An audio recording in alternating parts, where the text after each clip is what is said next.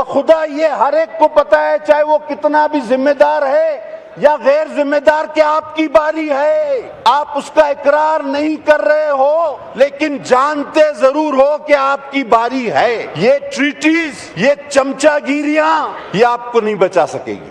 آپ نے کئی ویڈیوز دیکھی ہوں گی، مجھے بولنے کی ضرورت نہیں سوشل میڈیا پر، کہ وہ امام جو عبا پہنے ہوئے تھا، اس کے نیچے جو کرتا تھا وہ بھی تار تار تھا، اس کے بھی دھاگے اور ریشے باہر آ رہے تھے، اس کے چپل اور جوتوں کی حالت بھی آپ نے دیکھ لی کہ وہ شاید ہم میں سے کوئی بھی دوبارہ ایسے بوسیدہ جوتے اور کپڑے نہ پہنے، لیکن وہ امام وہ حق پہ کھڑا رہا۔ اسے کہا گیا کہ جناب آپ بنکر میں چلے، آپ کو محفوظ کرتے ہیں، تو اس نے کہا پہلے 9 کروڑ عوام کو لے جاؤ۔ انہوں نے کہا سر جگہ نہیں، تو اس نے کہا میں ان سے مختلف بھی نہیں، اور مجھے تو ویسے شوق شہادت ہے۔ اور 86 سال کی عمر میں دیکھیں اللہ کس طرح نوازتا ہے، سر کس طرح نوازتا ہے اللہ، کہ 86 سال کی عمر میں اس کو وہ درجہ ملتا ہے کہ شاید رہتی دنیا تک بہت کم لوگوں کو ملے، سوائے ہمارے اہل بیت، شہادت پانے والے نوجوان، فوجی نوجوان اور دوسرے جو شہادت پاتے ہیں، ان کا درجہ ہی الگ ہے۔ سر یہ FIR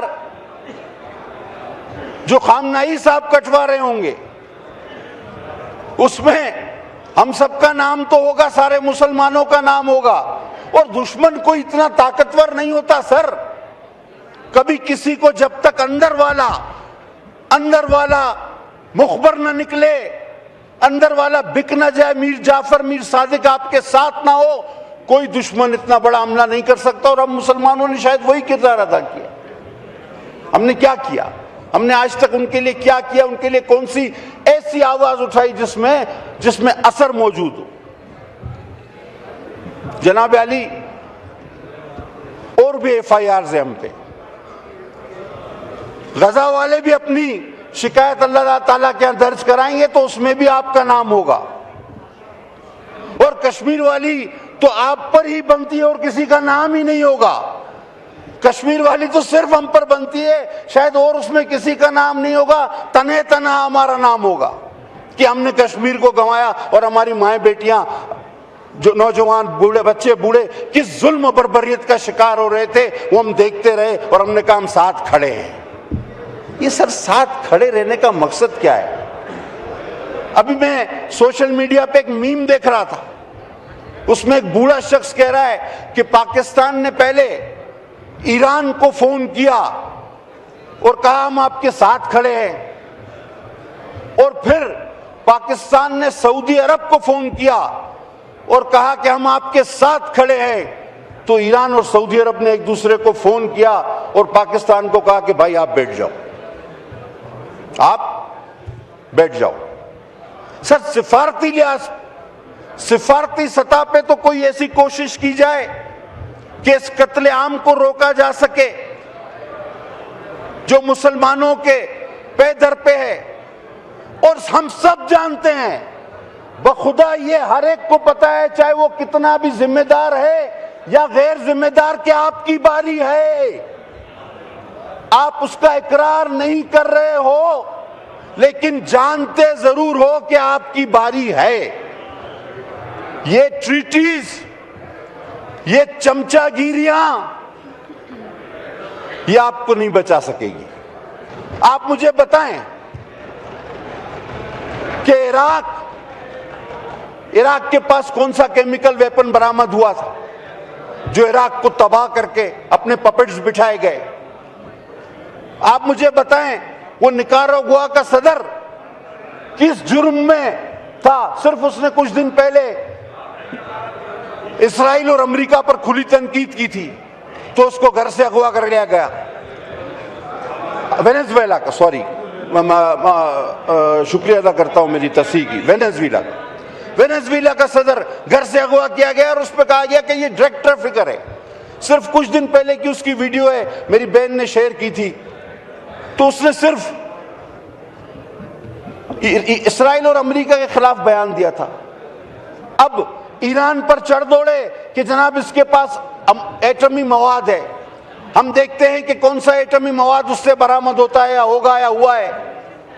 2003 میں سید خود فتویٰ دے چکے ہیں، اور سید جیسا شخص اپنے فتوے سے یو ٹرن نہیں لیتا، اس کی کہی ہوئی ہر بات پتھر پہ لکیر ہوتی ہے۔ اس نے 2003 میں یہ فتویٰ دیا تھا کہ ایٹم بم بنانا حرام ہے، کیونکہ اس سے عام لوگ مرتے ہیں، اور عام لوگوں کا قتل اسلام میں حرام قرار دیا گیا ہے۔ اور آپ کون سی گارنٹی دیتے ہیں ہمیں کہ یہ آپ پر، اس کے بعد آپ پر نہ چڑھ دوڑیں؟ ضروری نہیں۔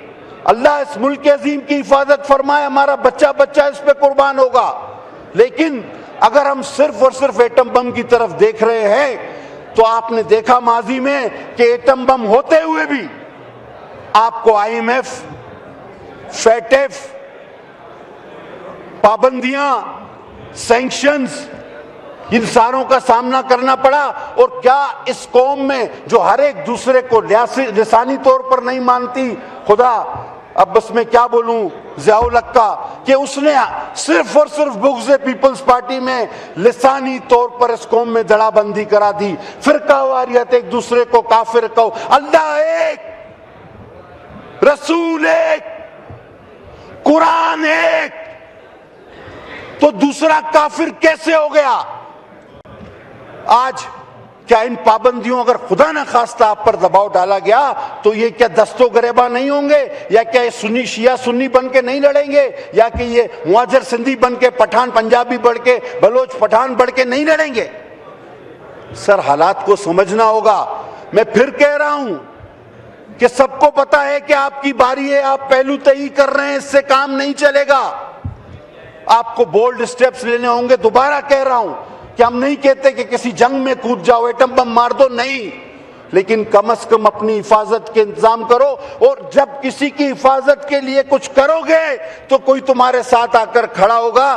مجھے ایران کی، غزہ کی، کشمیر کی خدا کی قسم یہ تباہی نہیں دیکھی جا سکتی، 99 ناموں کی قسم، ہم سارے مارے جائیں گے۔ یہ زندگی تو عارضی ہے، یہ عارضی زندگی، آپ دوسرے جہاں میں کیا جواب دیں گے سر؟ جب امت محمدی رسول اپنی امت پہ گواہ ہوں گے اور ان کے ماننے والے یہ آپ پر کہیں گے کہ مولا ہم نے آپ کا ساتھ دیا تھا لیکن یہ سارے باغی نکلے، کلمہ آپ کا پڑھتے تھے لیکن منافق نکلے۔ اور لوگ پوچھتے ہیں، میں نے ٹویٹ بھی کیا، آج بھی لوگ پوچھتے ہیں کہ جی اتنے مسلمان تھے تو کربلا کیسے ہو گئی؟ مولا حسین علیہ السلام شہید کیسے کر دیے گئے خاندان کے ساتھ؟ تو آپ نے دیکھا کہ 2 ارب مسلمان ہیں ہم، اور وہ سید، وہ میرا امام، وہ اکیلا تنہ تنہا اپنے خاندان کے ساتھ مارا جاتا ہے، ہم سب تماشائی بنے ہوئے ہیں، زیادہ سے زیادہ کیا ہے کہ ہم ساتھ کھڑے ہیں۔ یہ کون سا طریقہ ہے ہم ساتھ کھڑے ہیں؟ کوئی عملی قدم، کوئی سفارتی کوشش، کوئی دورہ، کوئی کسی کو سمجھانا، کوئی کسی کو، اس طرح آگ آپ کی طرف آ رہی ہے۔